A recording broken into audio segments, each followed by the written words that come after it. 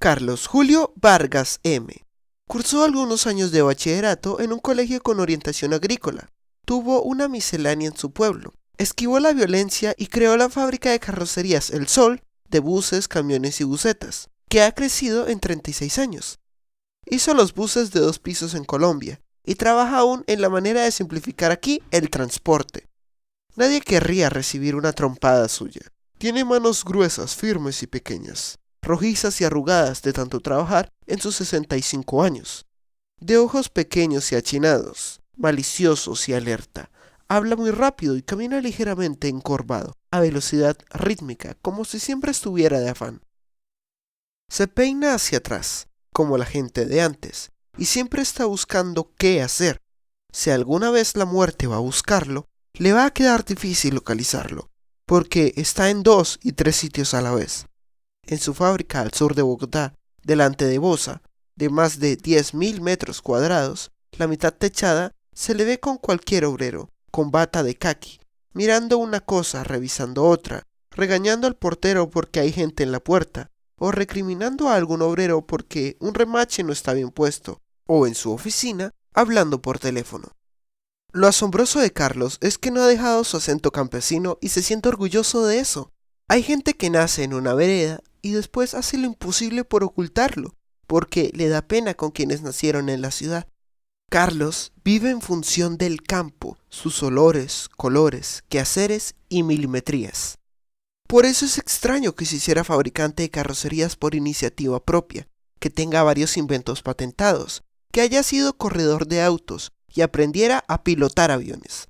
Su vida nos mostrará ese contraste entre el hombre de corazón campesino y cerebro de ingeniero. Soy un hombre, a mucho honor, de extracción campesina y, lógico, hijo de campesinos. Dice con el mismo orgullo de quien demuestra ser un Valois o un Borbón. Escribe una sonrisa pícara y se arrellana en su sillón de espaldar alto. Mi madre, Benedicta Mendoza, fue una mujer ejemplar, hacendosa, trabajadora, excelente madre y esposa. Calla, toma aire y cambiando el tono de voz aclara. Falleció cuando yo tenía 3 años de edad. La que se hizo cargo de nosotros fue la tía Carmen, quien nos sacó adelante. Su padre, Campo Elías Vargas, era uno de aquellos que todavía se ven en los pueblos, que se la pasan pendientes de cuánto libro va para leerlo, y descrestan a los demás, disciplinado, bien afeitado, peinado limpio, cortés, gozaba de buena fama. Era maestro de escuela y tenía prestigio por su letra fina, armoniosa y bonita. Carlos lo admiraba. Tuvo 9 hijos, todos hombres. 4 ya murieron. Nacieron en Zitáquira, Boyacá, A 70 kilómetros hacia el oriente de Tunjabía al llano, con temperaturas entre los 22 y los 26 grados, donde se produce caña de azúcar, café y ganadería. Hay aguas termales, unas montañas hermosas, y ese es el pueblo más lindo del planeta. sentencia Carlos con gravedad. En la cercana Miraflores hizo la primaria, en condiciones de pobreza brava. Para bandearme, dejaba que algunos compañeros copiaran de mis tareas a cambio de que me gastaran las once durante el recreo. Por lo general, me daban mogollas. Recuerda con aprecio y no puede evitar pasarse la mano por el estómago y tragar saliva con sabor a mogolla de Miraflores. Lo metieron interno a la EVA, esa es una modalidad que todavía subsiste. Al campesino se le da instrucción general y a la vez se le enseñan cosas prácticas como saber abrir un surco, abonar, fumigar, recoger la cosecha, capar un marrano, criar conejos, pollos con sentido comercial, bovinos, ovinos, caprinos, muchas cosas que lo hacen idóneo para la vida del campo. En la EVA echábamos pica y pala y también asadón, al cual llamábamos burro. Cada vez que nos tocaba trabajar con él, los demás molestaban diciendo que cuidado, hay que cogerlo por la cola. Por casualidad, a Carlos lo encargaron de trabajos especiales, suaves, como para podar árboles frutales, construir zarandas, especie de sedazos grandes para cernir arena y similares, encavar herramientas y como daba muestras de ingenio, lo pusieron a diseñar pequeños implementos agrícolas, puertas para potreros, cartillas, elementos para aseo y demás, que hizo con alegría de privilegiado. Su curiosidad no tenía fin ni meta. Le gustaba mirar cómo funcionaba todo y entre sus aspiraciones figuraba el ser buen estudiante. No importaba que los demás lo miraran con sorna, porque a las 8:30 de la noche apagaban la planta eléctrica que los proveía de luz y el niño Carlos, en arranque de personalidad, prendía velas y se quedaba estudiando hasta las 12 o 1 de la madrugada, impertérrito ante las risitas de los demás. Cuando tenía mucha hambre, preparaba agua de panela en un reverbero de gasolina. De algo le sirvió ser tan entrometido. Antes de ingresar a la EVA, debían hacer el prevocacional para detectar si les gustaba esa carrera. Carlos entró y a los 2 meses lo ascendieron a primero vocacional, contrario a muchos que estando en vocacional descendían a prevocacional, por ser cortos de entendederas. Cuando lo pasaron a primero, lo hicieron subir a una silla en una reunión de padres de familia y todos lo aplaudieron. Carlos se puso colorado, pero no de pena, sino de orgullo. Tanto sacrificio no necesariamente es bien recompensado. Esos excesos, las horas de vigilia, la luz miope de las velas, hicieron mellar en su fortaleza y Se me fueron las luces. Yo estaba en el taller haciendo cosas cuando un día, como a las 12, alguien dijo, «Oiga, ¿no oyó que a almorzar?» entonces se dio cuenta que no eran las 6:30 de la noche como creía, por tener la película de la vida, en ese momento baja de bujías. Carlos se asustó muchísimo. Fue el director y le contó lo que pasaba. La esposa de un profesor, enfermera, lo examinó y concluyó que debía ser visto por un médico. En el hospital de Miraflores lo pusieron en tratamiento y le prohibieron volver a estudiar hasta tarde, y menos con escasa luz.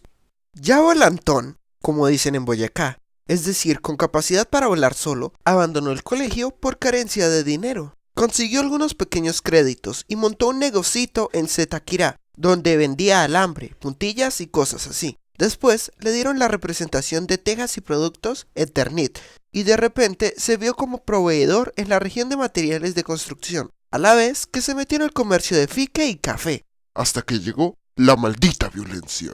Dice con rabia. Los colores se le suben a la cara y se coloca una mano a la mejilla derecha, mientras con la mano izquierda sostiene el codo.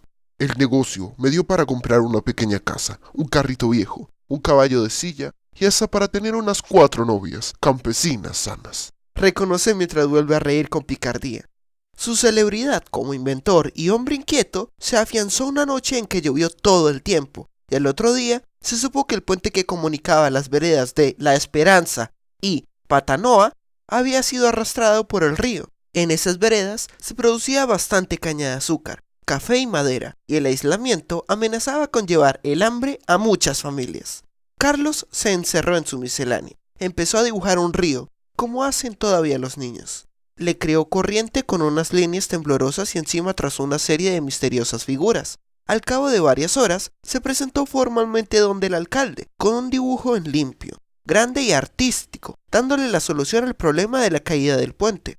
Le propuse, aceptó y construyó una especie de carro movido por medio de poleas, donde los campesinos colocan sus cargas, manualmente accionan un mecanismo y pasan de un lado a otro del río. Recibí felicitaciones, con cara de gallinas, huevos y arepas. Pero llegó, La maldita violencia. como él dice con rabia. Sorteé muchas dificultades, noches en que los conservadores y los policías chulavitas, Chulavita, nombre que se les daba a los policías oriundos de la vereda Chulavita del norte de Boyacá, famosos por ignorantes y sanguinarios. apedreaban las casas de los liberales, entre ellas la del suscrito, echaban plomo, Bala, agarraban a bofetadas al que encontraran por ahí indefenso y amenazaban a todo el que querían.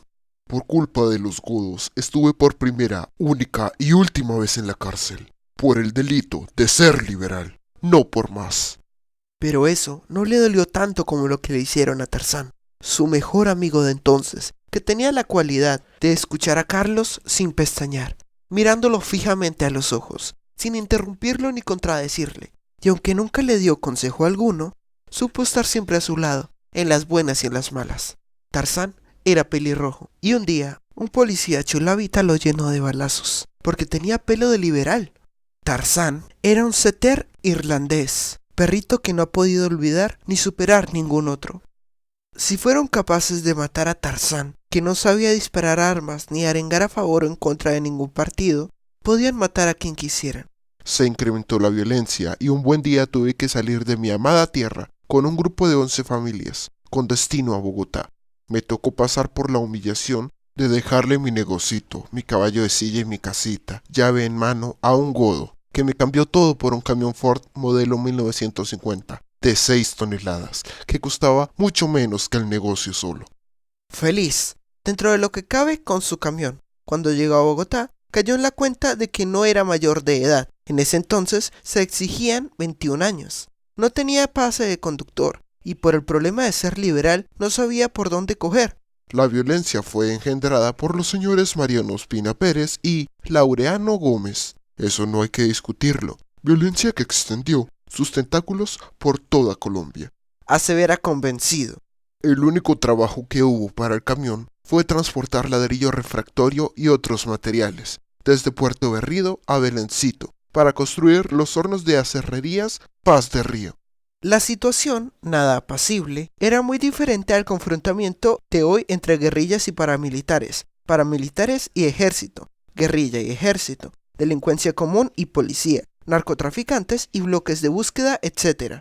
Para Carlos, la cosa era otro cantar. Menor de edad, liberal perseguido, sin cédula ni pase, no le quedó más remedio que irse para Puerto Berrido, luego de atravesar las provincias de Vélez y Cimitarra. Allá le fue mejor porque un día un sargento, comandante de puesto de policía, le pidió que hiciera un trasteo a una joven. Carlos prestó el servicio. Notó la familiaridad de la muchacha con el sargento y decidió no cobrarle el servicio. Acertó. Eran amantes y el sargentillo, agradecido, se hizo amigo de Carlos y empezó a recomendarlo por escrito, que era lo que valía, como godo de los buenos. Así que pude trabajar tranquilo y sin documentos como un año. En Palo Blanco, cerca de Vélez, hubo un bazar de conservadores de la comarca. Y a los espejos del camión me les colocaron banderas azules, que conservé hasta que lo vendí. También me tocó gritar, con 3 aguardientes y 2 chichas entre pecho y espada: ¡Viva el Partido Conservador! Única manera posible para mantenerse uno vivo. Menos mal que no lo alcanzaron a saber en su pueblo por esa época, porque sus compartidarios le habrían retirado el saludo. Se acabó el trabajo y decidió vender el famoso camión, a precio de quema, a menos de mitad de precio. Y, de su valor, a duras penas me alcanzó para pagar las deudas. Así llegó a la mayoría de edad, con vivencias, pero sin un centavo. Anduve por Bogotá como judío errante, buscando empleo. Algunos me miraban con la desconfianza de esos días. Otros querían ayudarme, pero no podían. No faltaba el que preguntaba mi afiliación política. Y como uno no sabía la del que preguntaba, pues mejor uno no contestaba y se iba. No fuera que se ganara una insultada o unas cuantas patadas. Finalmente lo contrataron para manejar una máquina de enderezar hierro. Pero mi jefe era un Nerón. Parecía un guardia de campo de concentración. Ese día de labor trabajó de 7 a 11 de la mañana, cuando decidió cambiarse y salir corriendo de ese lugar, llorando de desesperación. Es obvio, un muchacho campesino, acostumbrado a la libertad, a mamar gallo, a coquetearle a las muchachas, a manejar camión cuando eso daba prestigio, inquieto, hiperactivo, con ganas de salir adelante, se estrella con un amargado subido de humo solo porque es capataz. Pues la presión es inaguantable, la válvula de escape se revienta fácil y sale corriendo a encontrarse con el viento que no lo grita, sino que lo arrulla, y llora de impotencia al sentirse un tanto desgraciado. A la media hora, cansado por tanta adrenalina que quemó, se sentó en un andén a pensar. En esas circunstancias se piensan muchas cosas atropelladas, consecuencias de la presión. En mi mente se abrieron 2 caminos. Uno, unirme a las guerrillas del llano, cuando luchaban por una causa justa y a la cual se había enganchado un hermano mío, a quien los chulavitas habían despojado de su finca y haberes. El otro camino era volver a montar una miscelánea, negocio que ya conocía, pero ¿con qué dinero? Boyacense que se respete es recursivo. Pidió a las empresas que lo habían sortido en Cetequirá nuevos créditos, que le otorgaron. Tomó en arriendo al Banco Central Hipotecario un local, mediante un fiador que casi no le aceptan, en la calle 12, número 2242, en casa de una familia Beltrán que trabaría cordial amistad con Carlos, hasta el punto de que terminó pasando con ellos las noches de Navidad y Año Nuevo. Con el tiempo, el mismo señor Beltrán fue fiador de Carlos. Allí pasé varios años viviendo de un servicio de mercados a domicilio que ideé y me dio resultado, aunque no ganaba mucho. Por las noches trabajaba armando bicicletas en un negocio de Juan Pachón, padre de Álvaro Pachón, futuro bicampeón de la Vuelta a Colombia en bicicleta. Se hizo a una que pagó con trabajo. Por esos días importaron de Francia un remolque de bicicleta, al que nadie vio utilidad y no hubo quien lo comprara. Se lo saqué fiado a Juan, porque me di cuenta que tenía capacidad para cargar 4 bultos de arroz o de papa, pero a los franceses se les olvidó ponerle frenos, de manera que los instalé. Y podía movilizarme repartiendo mercados de hasta 4 bultos y entre 40 o 50 kilos de mercado más en los portapaquetes. Su primer deporte fue, claro, el ciclismo. Participé en pruebas en la sabana de Bogotá y en sitios de Cundinamarca. Un día me propuse a efectuar una prueba difícil. Salir de Bogotá a las 5 de la mañana para llegar a Zipaquirá a las 6 de la tarde. Cubrí 220 kilómetros en 13 horas, por carretera en su mayoría destapada. Otra vez me colé de pato en la doble a Tunja, donde participó gente de la talla del francés José Payert y Efraín Forero. Ellos iban en bicicleta de carreras y yo en una de turismo, pero llegué tanto a Tunja como a Bogotá. En otro certamen de Bogotá a Tocaima, con más de 150 participantes, llegué de tercero. Mi deseo era participar en una Vuelta a Colombia, pero problemas económicos me lo impidieron. Cuando Gustavo Rojas Pinilla se tomó el poder, retornó a su Zipaquirá, El pueblo más lindo del planeta. donde recuperó su casita y el caballo de silla y montó de nuevo la miscelánea. Viajó a Bucaramanga a mandar hacer 2 carrocerías de buseta Ford 350 modelo 1956 para poner un servicio de transporte intermunicipal en la región de Lengupá, la misma que abarca a Zipaquirá, Miraflores y otras poblaciones, sobre chasis que le había otorgado Chepe Muñoz a crédito, en Tunja, a razón de 8.500 pesos cada uno, financiados a un año. En la fábrica de carrocerías, Carlos se fijó en detalles sobre cómo cortaban y unían las láminas, cómo les daban forma, qué peso máximo podía tener para no recargar el chasis, el tamaño apropiado, cuánto tiempo máximo deberían tardarse en construir una completa. No se le escapó absolutamente nada. Por el contrario, se dio cuenta que había defectos de diseño y de aerodinámica. ¿Cómo sabía eso? Hágale esa pregunta a Galileo Galilei. Son cosas que nacen de uno.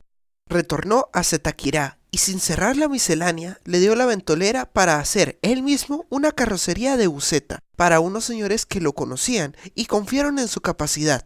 En el patio de su casa en 1960 la terminó. En ese mismo lugar hizo la primera carrocería tipo estacas, unas fijas y otras desarmables, formada por un planchón de madera, marco metálico, parales, parillas y carpa, aptas para el transporte de mercancías y ganado. Como allí no había energía eléctrica, saqué a crédito donde Leónidas Lara e hijos un soldador de gasolina convertible en planta de 110 voltios y unas máquinas para labrar madera fabricada por Hurtado Hermanos y distribuidas por Almacenes Sears. Conseguí por 700 pesos un motor diésel, marca Imperial, casi inservible, que reparé haciendo milagros. Con este motor demostró que sus dotes de mecánico eran innatas. Tenía una potencia nominal de 7 caballos de fuerza, pero para mover las máquinas de labrar madera requería de 22. Me ingenié la manera de sacarle los otros 15 al montar un contraeje de 10 metros y colocarle a cada extremo un volante de más de 100 kilos. Al eje le instalé una polea loca, prendí el motor, que una vez caliente, mediante un mecanismo trasladaba la banda de la polea loca a la fija del contraeje. Los volantes se impulsaban o se enloquecían y producían los 22 caballos de fuerza que necesitaba para accionar las máquinas. Como capital de trabajo, obtuvo de la Caja Agraria de Miraflores un préstamo por 200.000 pesos, gracias a la ayuda de un perito amigo, Salvador Castañeda. Una vez lo canceló, solicitó otro crédito por 20.000 pesos, que también le concedieron.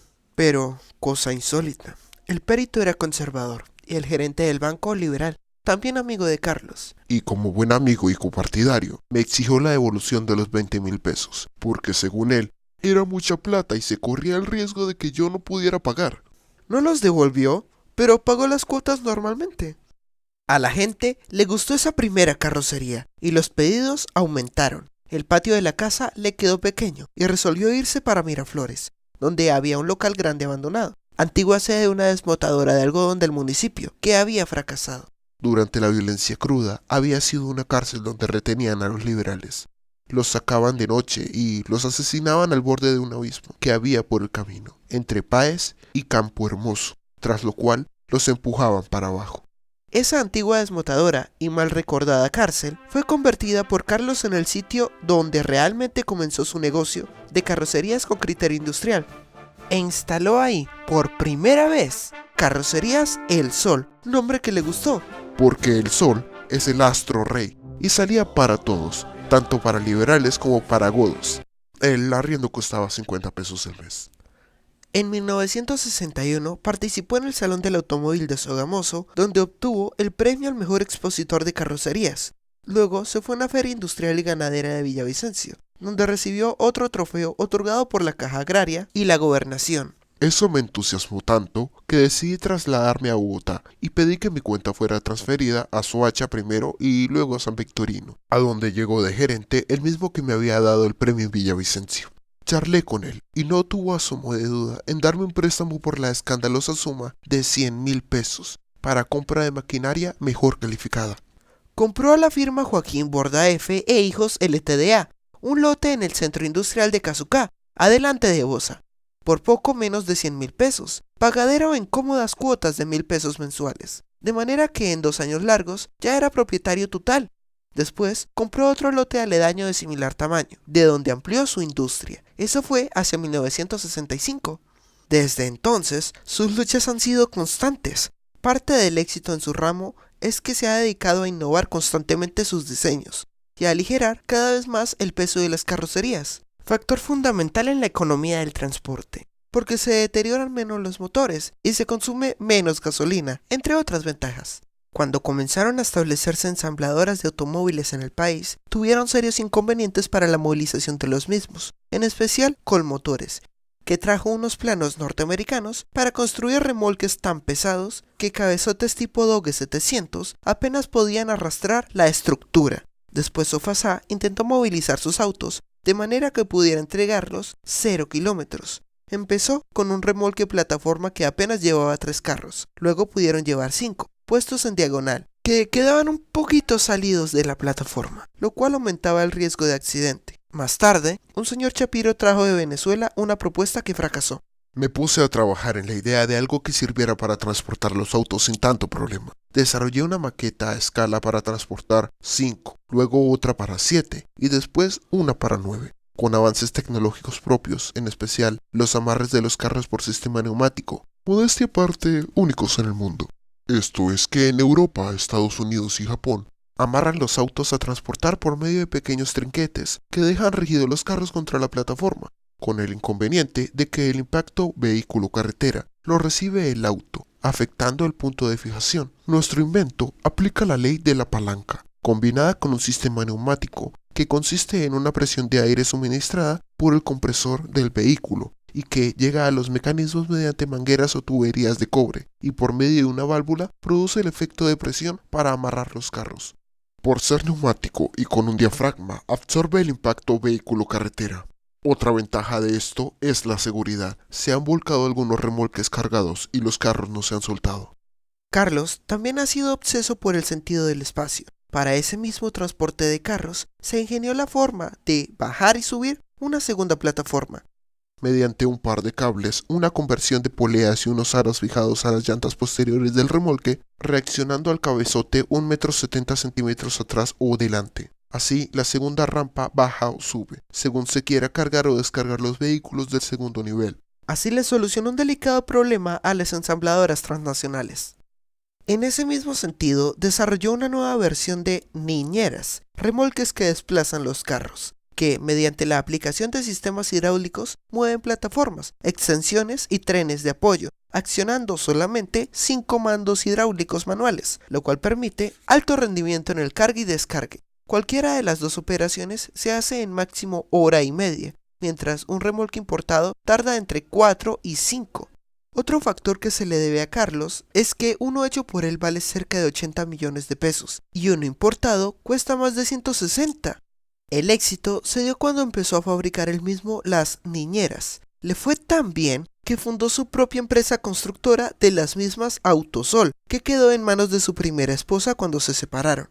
Pero quedamos ambos con lo mejor que tenemos, nuestros dos hijos, Carlos Alberto y Diego Hernán, a quienes, retomando un verso del poeta Luis Carlos, el Tuerto López, quiero más que a mis zapatos viejos. Años después, contrajo nupcias con la periodista Adela Cárdenas, hoy su mano derecha de la empresa. Con ella, Carlos, a su edad, todavía sale a trotar por las mañanas. Cuando era más joven, se vio envuelto en la afición del automovilismo, que practicó durante 12 años, en Colombia y Ecuador. Conserva la bobadita de 62 trofeos de velocidad. En Fórmula 1, presenció carreras en Daytona, Florida, Estados Unidos, Indianápolis, Mónaco e Italia. Inquieto, le quedó chica la velocidad por tierra. Se empeñó en pilotar aviones y en una práctica siendo estudiante, chocó contra otra avioneta en el aire, a no mucha altura. Me salvé porque Dios es muy bueno, o porque hierba mala nunca muere. Dice divertido a la vez que nos muestra una hélice de la avioneta que pilotaba. Como una prueba de supervivencia, yo creo que mis buenos reflejos fueron los que me salvaron. Afirma esta vez en serio. Cuando estaba haciendo el curso con mi profesor, el mayor Gómez, volamos hacia la Caro, donde debíamos virar a la derecha y trabajar en piruetas sobre la laguna de Guatibita, la vieja. Luego nos fuimos hacia la salida a Villavicencio y no sé por qué el mayor Gómez le dio un ataque. Quedó frío y sudoroso. Derramó sangre por las narices y como el avión de enseñanza era de doble comando, a pesar de mis apenas 4 horas de vuelo, retorné a Guaymaral, previa comunicación por radio de lo que sucedía. La torre de control informó que la pista estaba libre, que hiciera la emergencia tranquilo, pero a partir de la Caro, cuando más asustado estaba, el mayor Gómez se recuperó y él hizo el aterrizaje. Si no, quién sabe qué hubiera pasado. Se propuso volar, porque el hombre siempre tiende a subir, por eso quiso conquistar la luna. Tiene los mismos instintos del cabro, que siempre busca la cima de las montañas. Verme por primera vez en el aire me hizo sentir emocionado. Fue algo inefable. Yo siempre he sido sereno en el peligro y peligroso en el sereno. Ríe. Otro de sus recuerdos gratos es la vez que volé de Nueva York a París como pasajeros y gracias a mi licencia de piloto tuve el privilegio de viajar en la cabina del Concorde, donde recibí amables explicaciones del capitán sobre ese monstruo del aire que traspasó la barrera del sonido. Iban conmigo mis hijos, quienes hablaban inglés perfecto y mediante la traducción de uno de ellos pude tener comunicación. Se enorgullece también de haber diseñado y construido la cápsula del periódico El Tiempo, cuando llegó a su edición 25.000, que será abierta en el año 2052, donde depositaron grabaciones, documentos, fotos y cosas del pasado, el presente de entonces y proyecciones técnicas y científicas de Colombia y el mundo. Tiene a su haber, además, 40 patentes de inventos registrados ante el Ministerio de Desarrollo y una en Ciudad de México, todas estas encaminadas a la tecnología del transporte, que busca hacerla más rentable. Pero casi todas han sido copiadas, usurpadas y violadas. Todo ese interés viene de la admiración y asombro que le producían los carros siendo niño. Se la pasaba jugando con aros de chusque, especie de bejuco con la cual hacen los canastos, y con rueditas amarradas a una horqueta de madera. Ya de adolescente se maravillaba con periódicos y revistas que ponderaban la bondad de los buses de 2 pisos europeos.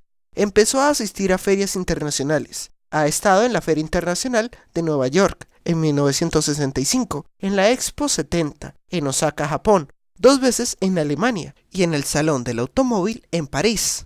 En otra ocasión, lo invitaron a conocer las plantas de fabricación de autos de Renault en Francia. Después de tantos viajes, de conocer los buses fabricados por Leyland de Inglaterra y Neoplan de Alemania, encontré muy poco para fusilar o imitar de esas carrocerías. Llegué a la conclusión de que había que diseñar y fabricar los buses según las necesidades de los colombianos y hechos por nosotros mismos. Hace unos años, bajo el auspicio de la ONU y la OEA, se elaboró un estudio que buscaba solucionar el problema de transporte en Colombia. Participaron varias entidades y sacaron un libro muy costoso.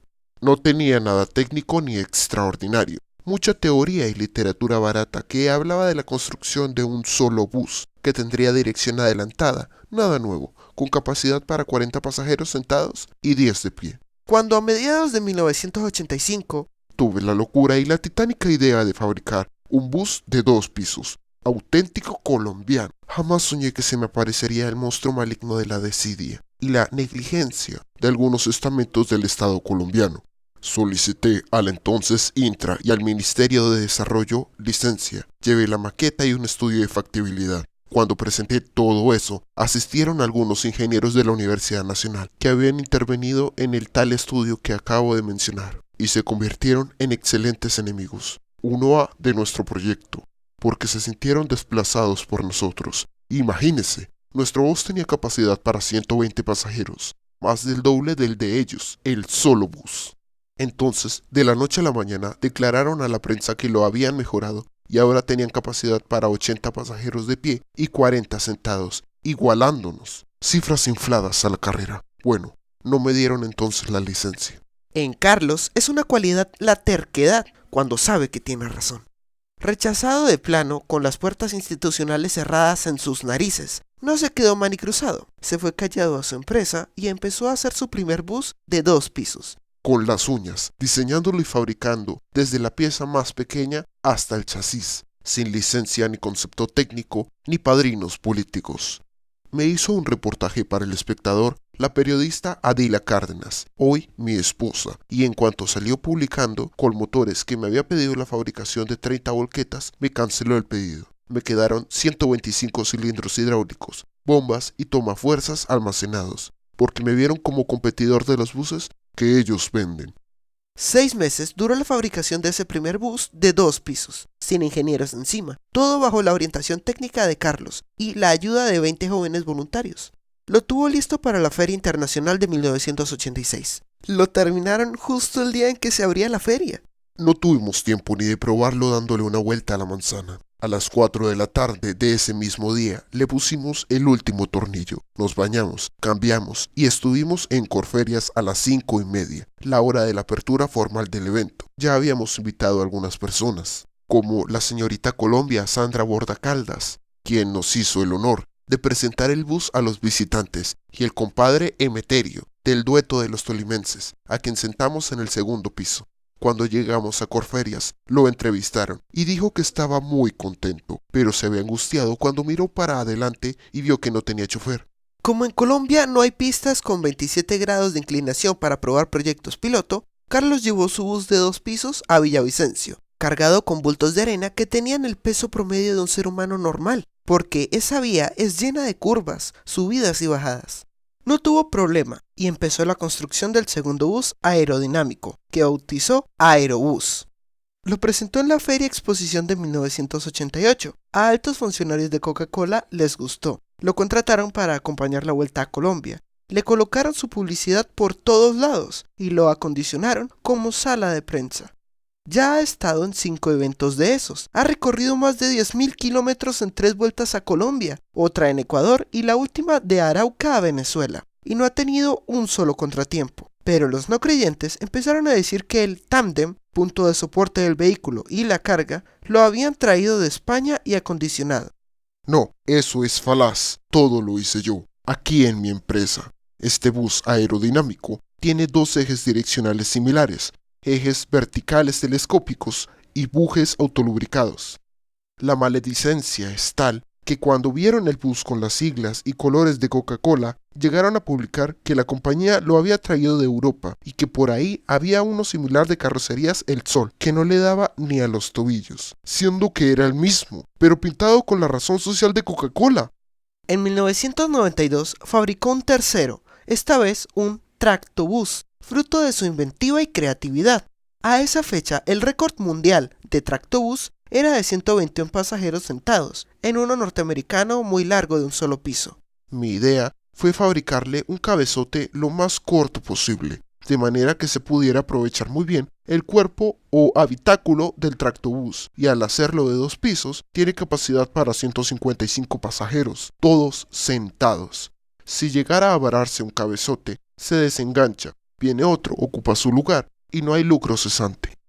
Para lograr esto, contó con la ayuda de varias empresas, como Acerías Paz de Río, Huesco, Terensatex Comercial, Proquial, Challenger, Papsa, Oecht y otras. Lo presentó en la Feria Internacional de ese año. Este tractobús le costó más de 200 millones de pesos. También contó con la ayuda de compañías norteamericanas, como la Cummins, con el suministro de motores, y la Allison Transmission, con cajas automáticas con descuentos de 50%.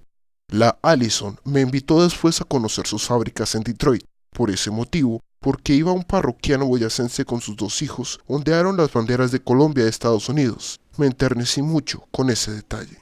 Para la feria de 1994 presentó el Galileo Galilei, al cual perfeccionó los pequeños defectos de acabado que tenían los otros y aplicó la más alta tecnología de aerodinámica, confort y seguridad, con 10 salidas de emergencia, doble maxifreno de seguridad, salidas en el techo y el piso, 5 salidas laterales, una escalera de emergencia en el segundo piso, que se abre en 10 segundos, y baño con sanitario, lavamanos, orinal y ducha. Todo ideado por Carlos, el antiguo propietario de una miscelánea y chofer de camión.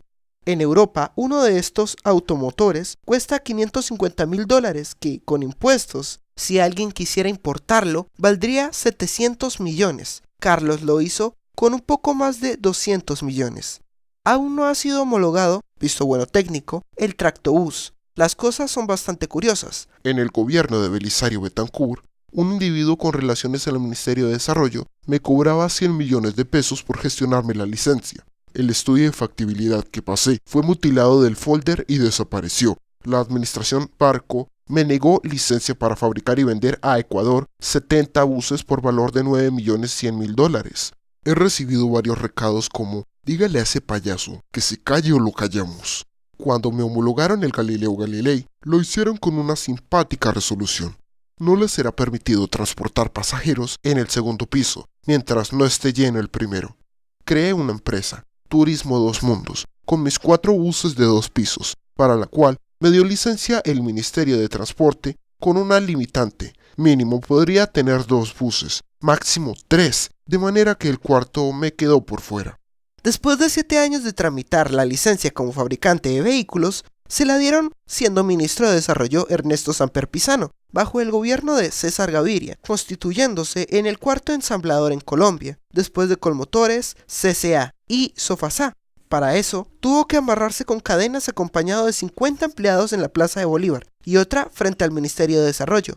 Próximamente lo volveré a hacer frente al Ministerio de Tránsito, porque se me ha negado la homologación del tractobús. Este tractobús fue sometido a viajes a Villavicencio, Villeta y Cali, con técnicos y asesores del Ministerio de Transporte, a ver si le daban la bendita licencia. Recibí un oficio, el MTM 0106-0026-56, del director de transporte terrestre, donde me notificaban que para estudiar la homologación del tractobús debía pagar 5.425.000 pesos. ¿Qué tal? Ese viacrucis sabe que no necesariamente lo va a crucificar, sino que la cruz será aligerada tarde o temprano. Tanta canallada por parte de funcionarios oscuros y corruptos me hace recordar un poema de mi paisano Julio Flores, que dice: Cuentan que un rey soberbio y corrompido cerca del mar con su conciencia a solas sobre la playa se quedó dormido, y agregan que aquel mar lanzó un rugido y sepultó al infame sobre las olas. Hoy bien hacéis, oh déspotas del mundo, en vivir con los ojos siempre abiertos, porque el pueblo es un mar, y un mar profundo que piensa, que castiga y que iracundo os puede devorar. Vivid despiertos.